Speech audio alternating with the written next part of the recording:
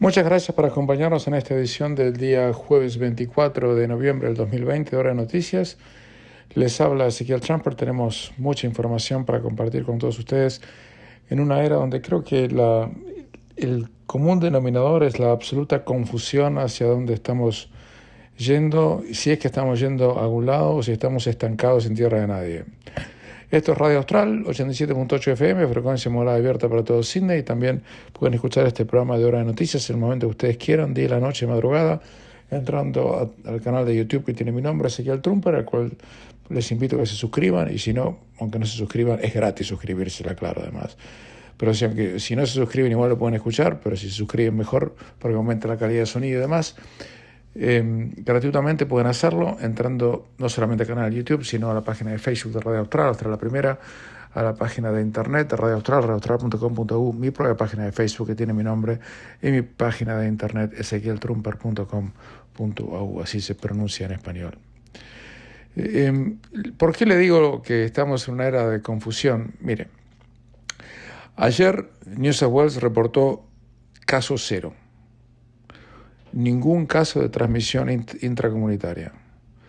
Hubo 6 casos que fueron detectados de gente que volvió del extranjero y se testearon en las últimas 24 horas 16.759 personas, incluida quien les habla. Ahora les cuento por qué. Estoy bien, medio negativo, que todo tranquilo. Pero en todo New South Wales tenemos 3 personas que están en terapia intensiva, una sola en un ventilador, o sea que prácticamente no hay casos. Y sin embargo, la Premier Gladys Berejiklian dice que si bien la transmisión aparece extremadamente baja, necesitamos que haya más testeos para confirmar la evaluación de que no tenemos prácticamente COVID. Dijo, esto es muy bueno, pero no tenemos tiempo para la complacencia, porque sabemos que todavía hay un número de riesgos en New South Wales, incluida la posibilidad de que el virus siga circulando sin que sea detectado, especialmente en el sudoeste y oeste de la ciudad de Sydney. Por eso le pedimos a todos que tengan aún los síntomas más moderados y leves, que vayan y se testeen. Ahora, digo una cosa, ¿por qué no decir que estamos bien? O sea, ¿qué les cuesta tanto decir, mira, estamos bien? No, a lo mejor hay algún virus por acá. El virus siempre va a estar por acá o por allá.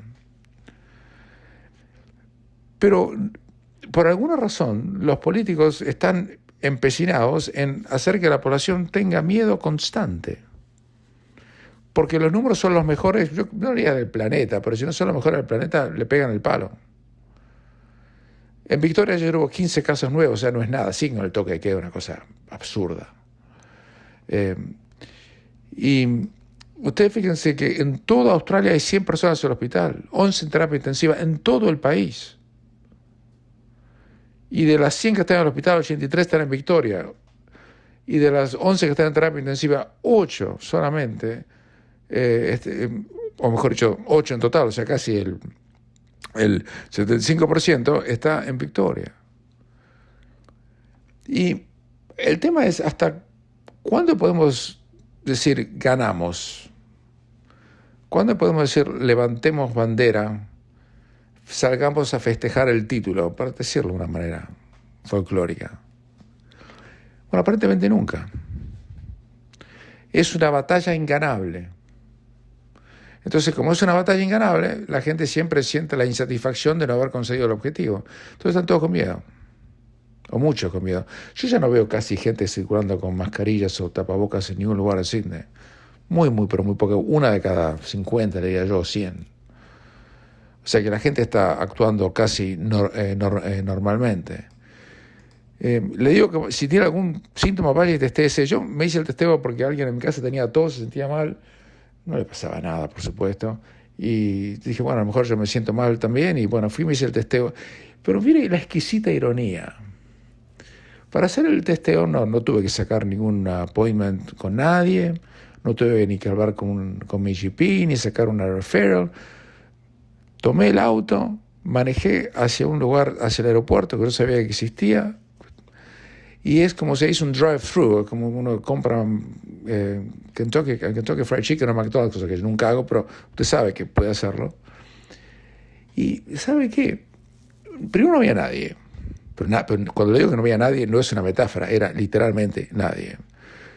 Manejé y lo habían puesto, fíjese la exquisita ironía que le quiero decir, en un lugar que se usaba anteriormente para estacionar autos cuando no había lugar en el aeropuerto, o aquellas personas que no querían pagar las tarifas extorsivas que cobra el aeropuerto de Sydney por estacionar un vehículo. Allí, como el aeropuerto está en desuso, es un elefante blanco que tiene un uso del 1% del que tenía antes, usan el estacionamiento que se utilizaba para estacionar autos para gente que viajaba para hacer testeo de COVID. Les soy sincero, yo me hice el testeo en abril, me lo volví a hacer ahora, me dio negativo, todo fenómeno, pero cambió la manera de hacer el testeo en el sentido que no es tragarse el sable como tuve que tragar aquella vez en abril, es el mismo sistema, pero tienen, obviamente han encontrado unas maneras mucho más fáciles y mucho menos intrusivas de hacerlo. Y por lo tanto, si tiene algún temor que no quiera hacerse el test, hágaselo, realmente es una pavada.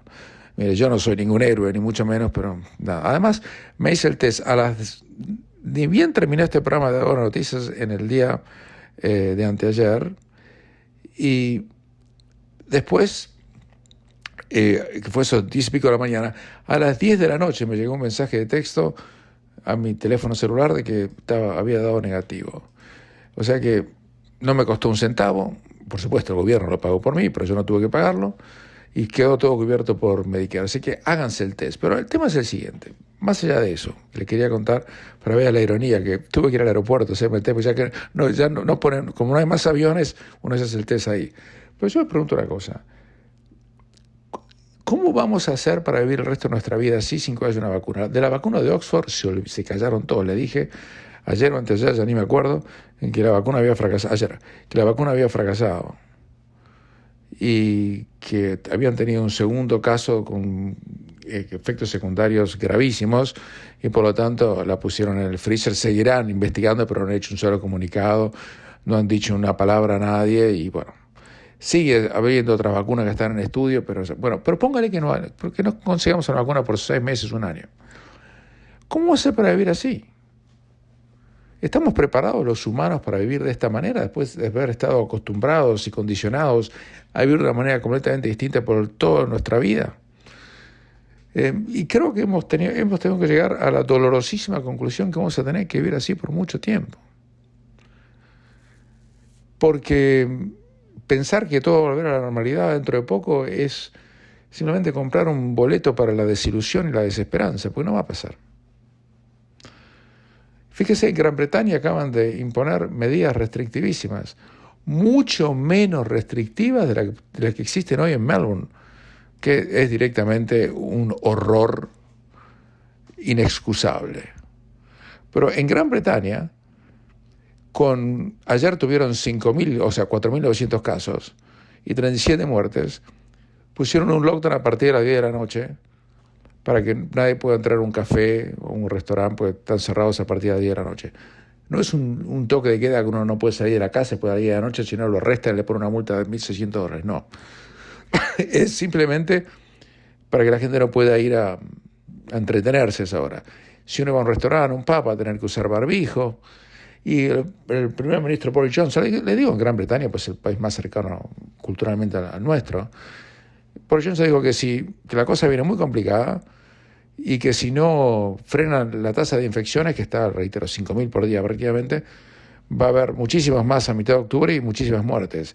Y van a tener las muertes que hoy tienen en España. En España ayer tuvieron 241 víctimas fatales. O sea que está aumentando y tuvieron casi 11.000 casos. Entonces, en Europa, en Estados Unidos, ni hablar de Latinoamérica, van a tener que vivir con estas condiciones por mucho, mucho, mucho tiempo. Yo no veo ninguna posibilidad de que esto pueda cambiar en el corto o mediano plazo. De la vacuna olvídese. Entonces uno va a tener que mentalizarse, prepararse para vivir de esta manera. Por otro lado, nosotros acá en Australia vivimos en un paraíso que no queremos reconocer que es tal y nos autoimponemos medidas innecesarias. Bueno, a partir del 1 de octubre, Queensland abrió la frontera para la gente que vive en el norte de New South Wales. Fantástico. Debe tener problemas para Checo con las elecciones. South Australia está abriendo en este momento las fronteras con Sydney. A menos que no haya más casos, pero las van a abrir. Western Australia sigue clausurada hasta nuevo aviso. Usted no puede ir a Western Australia ni siquiera a decir, bueno, yo llego y hago cuarentena. Ni con cuarentena lo dejan entrar. Y si usted mira el mapa de Australia, Western Australia es un tercio del país. El primer ministro Scott Morrison, por omisión o comisión, elige usted, ha permitido que un tercio del territorio australiano hoy prácticamente esté escindido a todo efecto práctico del resto de Australia. O sea, se han independizado prácticamente. Y si el primer ministro le cierran las fronteras, ellos le dicen, ¿y a mí qué? La High Court brilla por su ausencia. Dicen que van a recién tener una audiencia sobre el caso de las fronteras, donde el gobierno no es parte, sino un billonario como Clive Palmer se pone como actor, como demandante. Y a lo mejor en noviembre tenemos una resolución, etcétera, etcétera. ¿Se dan cuenta que si usted está confundido, si usted está desesperanzado, si usted no sabe para dónde va a ir esto, no es culpa suya? Porque los políticos no nos están dando ninguna hoja de ruta para salir de esto. Ni aun cuando tenemos 0 en New South Wales nos dice estamos bien. No, tengamos que seguir. ¿Hasta cuándo? Está bien, por supuesto, lávese las manos, tome distancia social, siga todas las normas que le pide el gobierno, pero vamos a poner un poco de perspectiva a ver si podemos empezar a disfrutar de la vida una vez más. Hacemos una pequeña pausa y continuamos. Y le digo lo que le digo, porque los efectos económicos de lo que estamos viviendo no son un chiste. Estos efectos económicos recién se van a empezar a sentir cruelmente a partir de febrero, marzo, cuando se acaben los subsidios. Y la economía, cuando se ha caído como se ha caído, tiene un efecto dominó. Mire, le doy un ejemplo nomás. Ayer Qantas anunció que no ponen más plata para patrocinar deportes, especialmente en el rugby. Que acuérdense que los Wallabies se llamaban los Qantas Wallabies y tenían un arreglo de patrocinio de $20 millones. Bueno, ¿cuánto dijo? Se terminó, no ponemos más plata, porque no tenemos más plata, no recaudamos ni $5 por vender pasajes que no existen. Tenemos que salir de patrocinar no solamente el rugby, donde ponía más plata, sino el cricket, también en la Federación de Fútbol de Australia ha sido afectada, y todo otro patrocinio que Qantas tiene que ya no existe más.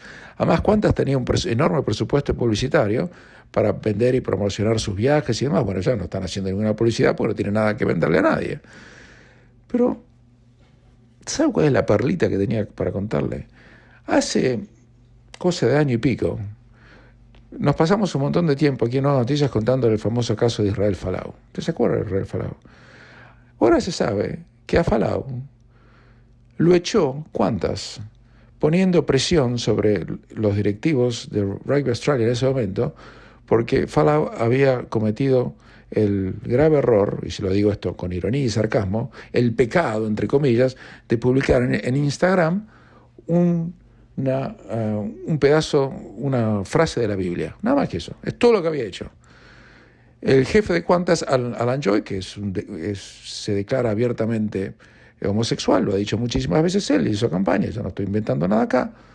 Él dice que no tuvo nada que ver con eso, pero como Folau había puesto en su cuenta de Instagram un pedazo de la Biblia que condenaba no solamente a los adúlteros, a los drogadictos y los demás, sino también a los homosexuales, en ese caso Folau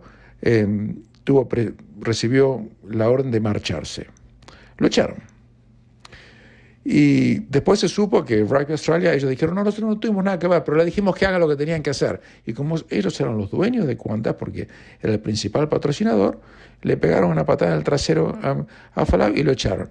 Folau nunca tuvo tanta suerte en la vida. Yo creo que, no sé si usted cree en Dios, yo no, pero si usted cree en Dios, yo creo que a Folau lo salvó Dios. Porque lo que pasó es que a Folau lo echaron, le pagaron prácticamente más de $3 millones del contrato por $4 millones, que lo embolsó de un solo saque en vez de a través de varios años. Después se fue a jugar al extranjero, cobró todo lo que le debía Rugby Australia y después vino el COVID. Y si Falau se hubiera quedado como jugador de los Wallabies, Falau lo hubieran puesto en JobKeeper. En serio se lo digo. Pues le hubieran dicho, mire, no te podemos mantener el sueldo porque no tenemos partidos para jugar, pues está todo suspendido, así que anda a JobKeeper. Entonces, a Falau, el señor, si usted cree en eso, lo salvó. Y usted fíjese lo que es la mano del destino. La Rugby Australia hoy está quebrada por no haber tenido la fortaleza interna de decir, nosotros manejamos el rugby y no aceptamos presión de nuestros patrocinadores. Ahora se quedó sin el patrocinador, se quedó sin contrato televisivo, a los directores y la chief executive que estaban en ese momento en Rugby Australia los echaron por el fiasco de que fue el cómo manejaron el caso Falau, y hoy en día no tienen nada. A usted dirá, justicia divina, si usted cree en eso, me parece fantástico. Eso fue lo que pasó. Yo no sé si es justicia divina o de lo que fuese. Pero el ejemplo que le estoy dando es que lo de Qantas es solamente un pedacito de la historia. Hay un montón de empresas que están en la lona. Y si no hay quiebras en este momento, es porque el gobierno ha prohibido que haya quiebras, porque extendieron la ley de insolvencia para que no pueda haber quiebras hasta 31 de diciembre de este año. Y no pueden extenderlo más que eso, porque se ha producido todo un efecto dominó, porque si usted no puede exigirle a una empresa que le pague lo que le debe, porque si no lo manda a la quiebra, la empresa no le va a pagar y así usted se queda sin plata, no le puede pagar a los otros, no le puede pagar a los otros, no le puede pagar a los otros y así sucesivamente. Y todo esto por la recesión del COVID. Y no podemos salir de este lío hasta que se reabran las fronteras internas y Australia vuelva a funcionar. Y no le digo nada de las fronteras al resto del mundo que siguen cerradas. Alguna gente me dice, mira, yo no viajo, así que problema me hago.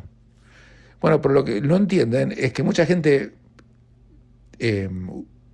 no puede trabajar si no recibe viajeros. Los hoteles de cine están quebrados, yo no sé cómo van a hacer para sobrevivir. Si no tienen un pasajero, no puede venir nadie, hasta ni de los estados vecinos pueden venir, y ni hablar del extranjero, están vacíos. No tienen una tasa de ocupación del 5%. Y yo no sé de dónde sale el 5%, debe ser gente que está teniendo amantes y affairs, porque si no, no pueden viajar de un lado a otro. Se lo digo medio en broma, no del todo. Usted sabe que acá no hay hoteles de alojamientos. Discúlpeme, se lo tengo que decir así, porque es la única razón que yo encuentro por los hoteles hoy tengan algo de ocupación. Porque turistas no pueden venir de Victoria, no pueden venir de Queensland, no pueden venir de South Australia, no pueden venir de Western Australia. ¿De dónde van a venir el que vive en Sydney no se va a ir a un hotel? Tiene su propia casa. Y así estamos. Mientras tanto, están los efectos sociales de esto. Mucha gente, tanto en Australia como en Estados Unidos, está pidiendo por favor que dejen volver a la oficina. Están podridos de estar en la casa. Hartos. Se han hecho encuestas donde se ha quedado demostrado que el 42% quiere volver a la oficina. Hace 2 meses era 29%. El 51% de los australianos están de acuerdo que es hora de volver a resumir sus tareas laborales cotidianas en la oficina. En julio era el 39%. Se hizo un estudio en todo el mundo, incluido en Australia, se hizo en Gran Bretaña, en Estados Unidos, en Hong Kong, en India, hasta en Dubái, y obviamente también en Australia, y los números en Australia fueron clarísimos. La mayoría de la gente quiere volver a la vida normal. Están aislados. Pueden trabajar con la computadora como puedo trabajar yo. Yo hago hasta audiencias hoy en día. Ayer tuve una audiencia en la Corte Criminal de Apelaciones por un cliente y aparecí por computadora.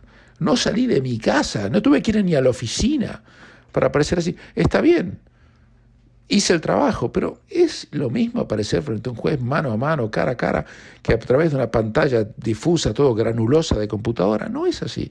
Y además está toda la parte social. Me imagino los chicos de 25, 30, 35 años que están aislados en su casa con problemas de salud mental y no saben qué hacer con su tiempo. Trabajan más horas que si trabajaran en la oficina, pero no se encuentra con nadie, no ven a nadie, no van a tomar un café. No, eso no puede continuar. Pero si usted realmente me dice cuál es el plan para salir de esto, yo no lo sé. Y si usted me preguntara, Ezequiel, ¿usted qué haría? Tampoco sé qué haría, porque es muy complicado. En Australia sí sé qué haría. En Australia yo le levantaría prácticamente todas las restricciones, porque hoy no tiene ningún sentido, no tenemos prácticamente casos de nada, protegería a la gente más vulnerable y dejaría que el resto siga. Ahora, si usted está en Europa, en Estados Unidos o en Latinoamérica, bueno, eso es mucho más complicado. Interesantemente, usted fíjese que los australianos en esta encuesta que le acabo de contar, 2/3 creen que el país está atravesando una segunda ola de infecciones, que es insólitamente es el nivel más alto en proporción de gente en ningún país que cree que están pasando por una segunda ola. Y si en Australia están pasando por una segunda ola, bueno, yo soy un monje tibetano. Porque en Estados Unidos solamente o menos de 1/3 dijo que está en una segunda ola. En Australia no tenemos segunda ola. En Australia no tenemos prácticamente nada. Hasta le acabo de decir que en el estado donde más casos hay, que es en Melbourne, en Victoria, ayer tuvimos 15 casos. Y en Gran Bretaña ayer solamente tuvieron 5.000. Y en España tuvieron 11.000. Y en Francia tuvieron más de 10.000. Entonces, no embromemos, y no le digo nada de Sudamérica, donde, por ejemplo, ayer solamente en la Argentina tuvieron 12.000 casos, ¿no? Y ya están en los 14.000 muertos. Entonces, si los australianos piensan como están pensando, le conté la encuesta de ayer que está en YouTube, acerca de que están contentos con Daniel Andrews y demás, es porque tienen una muy mala calidad de información o no saben asimilar la información que los medios le dan. Yo creo que es lo primero, no lo segundo. Porque ¿cómo van a decir en Australia que están en una segunda ola? Eso no tiene ningún sentido. Eso es como pensar que uno porque tiene una encarnada tiene peligro de muerte. O sea, es una locura. Hacemos una pequeña pausa y continuamos. Y saliendo de la economía micro y entrando a la economía macro, ayer el Deputy Governor del Banco Central de Australia, que se llama Reserve Bank, dice que la recuperación de empleo va a ser muy, pero muy lenta. Incluso si la tasa de desempleo oficial no llega al 10% que tenían pronosticado. En realidad la tasa de desempleo es mucho más que el 10% porque no cubre a la gente que está en JobKeeper, lo contamos 1000 veces, y cualquiera que tenga medio cerebro de sentido común se da cuenta de eso. Si usted escucha Radio Austral, usted sabe que la tasa de desempleo no es la oficial. Eso es un dibujo, una falsedad. Y demostrablemente falso además. También dijeron que pueden llegar a bajar las tasas de interés, que va a ser un poco complicado porque está a 0.25, si la baja estamos en cero. Y que además quieren estimular la economía haciendo lo que se llama en inglés quantitative easing, que es en pocas maneras compran los bonos que tienen los bancos, los compran con plata del gobierno y las inyectan dentro del sistema. O sea que están poniendo dinero en circulación para que haya más crédito en la sociedad. Es algo que se utilizó mucho después de la crisis financiera internacional. Y con éxito, pero eso aumenta la deuda pública en forma tremenda. Y están diciendo además que hay un problema laboral muy, muy, muy serio, porque el cierre de fronteras de Western Australia, que es por tiempo indefinido, está contribuyendo a que falte un montón de gente de mano de obra especializada que se necesita en ese estado para el sector minero. Y que además el lockdown en Melbourne, que es ya absurdo, no tiene el menor sentido, cualquier mirada medianamente objetiva que usted pueda emplear, le ha sacado a la economía nacional un error del 2% en el trimestre que va a terminar el próximo 30 de septiembre, esa semana que viene. Mientras el dólar australiano ha caído, porque se habló de bajar tasa de interés, y bajó bastante, estaba en 73, ahora está en 71 centavos. Esa es la parte macro. Hacemos una pequeña pausa y continuamos. Usted fíjese el caso de Colombia. Colombia ayer registró 7.000 nuevos casos y 173 muertos. Usted mira, imagínese si Daniel Andrews fuera el presidente de Colombia. Los pondría a todos en un subsuelo a 15 kilómetros bajo tierra. Pero no, las autoridades colombianas, en este caso las de Bogotá, han dicho que van a levantar casi todas las medidas de bioseguridad aún vigentes que habían puesto en su lugar para frenar la velocidad de contagio por COVID-19, aunque no descartan que al hacer eso haya un nuevo pico de la pandemia. Eso dijo la alcaldesa de Bogotá, Claudia López. Dijo, nuestra situación actual en términos del manejo de la pandemia es relativamente favorable. La pandemia sigue siendo un gran desafío, la posibilidad de tener un segundo pico está siempre latente y lo que tenemos que hacer es unir esfuerzos para mitigar su gravedad. Pero en la nueva realidad, como llamó la alcaldesa al paquete de cambios, las autoridades locales dispusieron que a partir de ayer van a dejar de regir los turnos por días para el funcionamiento de sectores económicos, así como el pico y cédula para el ingreso a establecimientos comerciales según el último dígito del documento de identidad. O sea que está levantando las restricciones.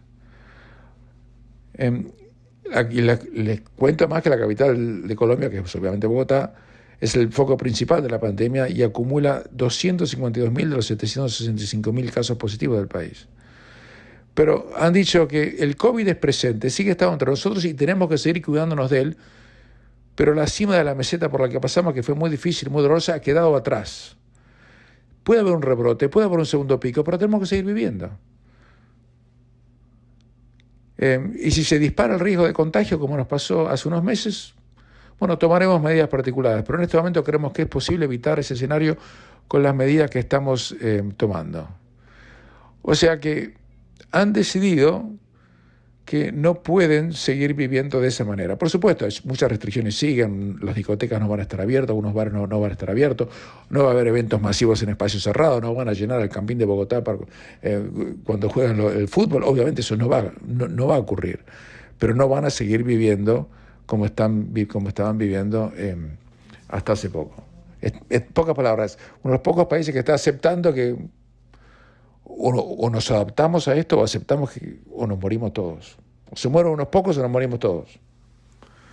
No es muy elegante lo que le estoy diciendo, pero es la realidad. Uno no puede manejar una sociedad para lograr el riesgo cero.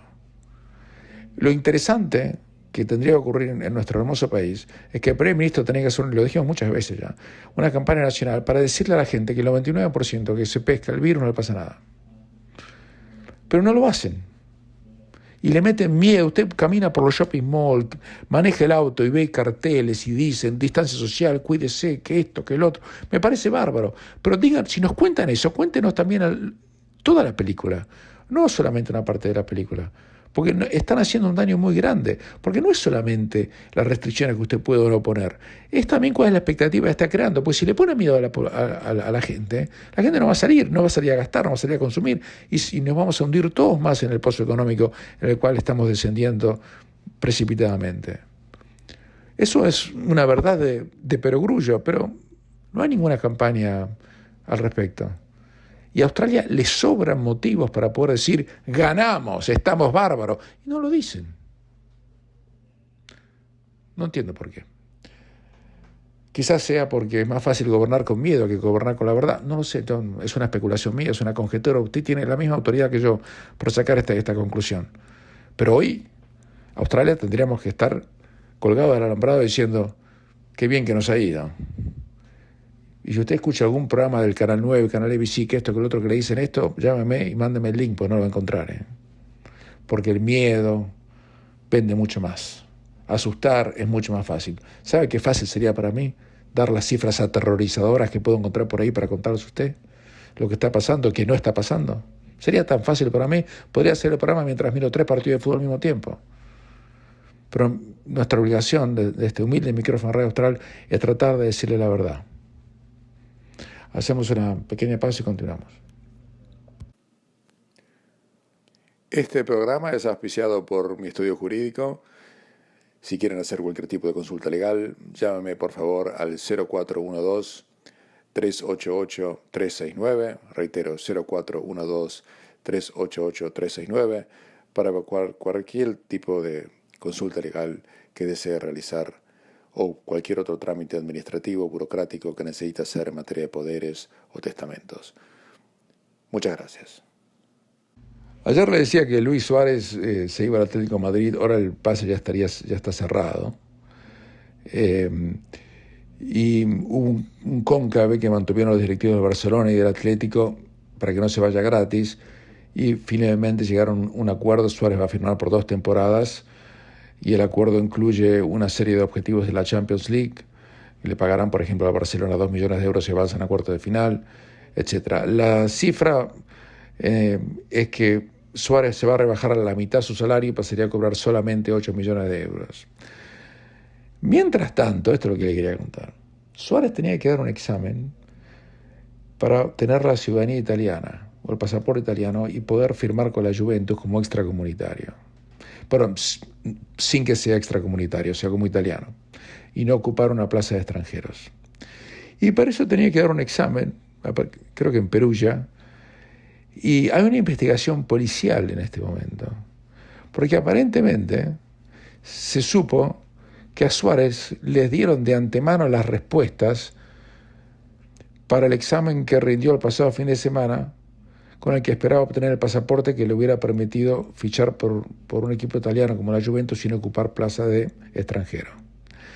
Y según reconstruye el diario República de Italia, una serie de escuchas telefónicas alertó a la policía luego de que los encargados de tomar el examen habían dicho por teléfono de que Suárez, entre comillas, debe pasar porque tiene sueldo de 10 millones al año y no se lo puedes hacer perder porque no tiene la visa de B1 o el nivel de italiano B1. Aparentemente Suárez no hablaba nada de italiano, realmente mire, hablaba italiano como yo juego al fútbol en lugar de Suárez, así que imagínese, ¿no? Ahí me decían al rebotero que no era un elogio, exactamente por mis atributos técnicos futbolísticos.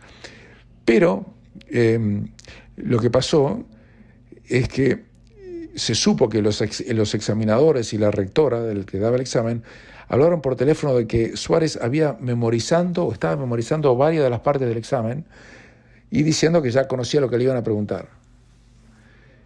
Y bueno, en realidad lo que es muy divertido es escuchar las escuchas telefónicas, donde se hablaban entre sí el que lo estaba preparando a Suárez para que dé el examen de italiano con los otros. Y por ejemplo dijeron, pero mirá que no agarra una, le dijeron. Dice, hicimos la simulación del examen con Suárez y prácticamente acordamos lo que vamos a hacer en el examen, así que lo tenemos más o menos preparado, está memorizando la respuesta, pero Suárez no sabía ni conjugar un verbo.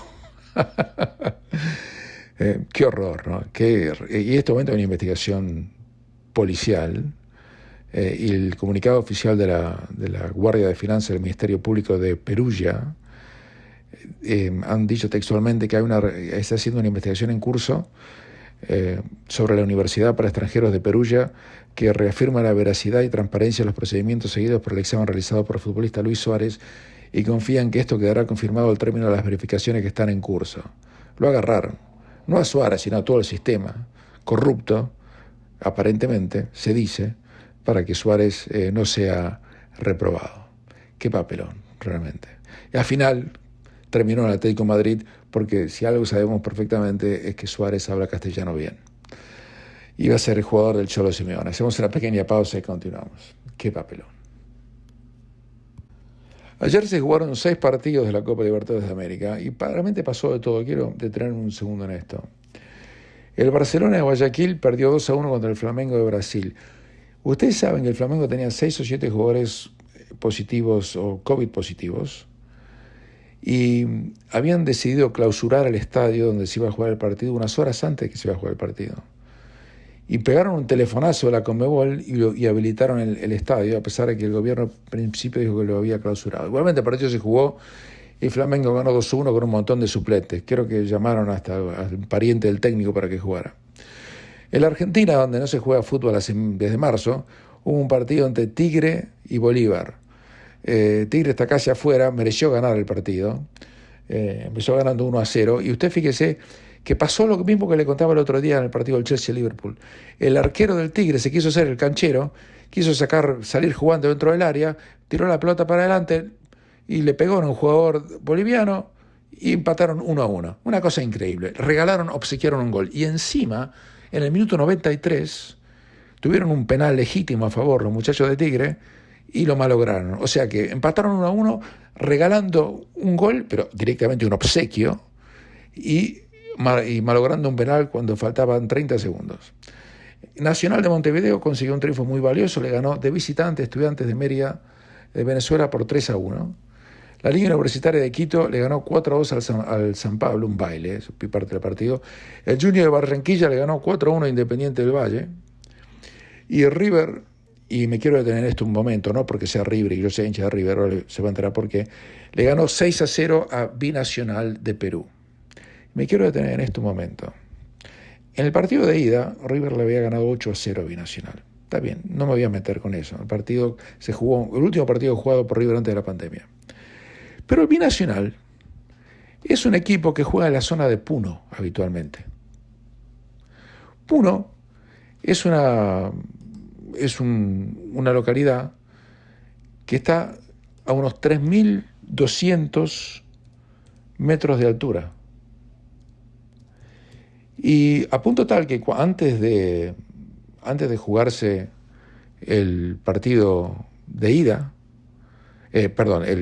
antes de la pandemia, el San Pablo fue a jugar a Puno. En realidad la ciudad donde juegan habitualmente queda en la región de Puno, pero en la ciudad se llama Juliaca. Yo estuve una vez en Puno, está prácticamente en la frontera con Bolivia, es altísimo, 3.200 metros de altura. No, perdón, me equivoqué, 3.800 metros de altura, o sea, casi como La Paz. Está a 45 kilómetros al noroeste del lago Titicaca. ¿Y por qué le cuento esto? Porque el partido no se jugó en Juliaca, a 3.800 metros de altura, como jugó el San Pablo. El partido se jugó en Lima, a nivel del mar. Y eso realmente está mal, porque le dio a River una ventaja deportiva que no gozó el San Pablo cuando fue a jugar allí. Y esto es porque entre River y la Conmebol, hace mucho tiempo, hay guiños y abrazos no declarados. Porque no es lo mismo jugar a nivel del mar que jugar a 3.800 metros de altura, especialmente cuando los rivales de uno tienen que jugar a esa altura. Entonces River, el partido fue un baile directamente, River ganó 6-0, no merece ni un comentario, y lo que sí me quedé pensando después cómo hizo B Nacional para clasificarse para la Libertadores de América, porque tiene un equipo realmente de un nivel muy precario, a lo mejor porque juegan a 3.800 metros de altura durante la Liga Peruana, no puedo saber, yo soy un experto en fútbol peruano, pero eso me pareció que fue un acto irregular, como muchas cosas que pasan con la Conmebol. Y con esto nos vamos despidiendo, les habló Sical Trumper, será hasta mañana.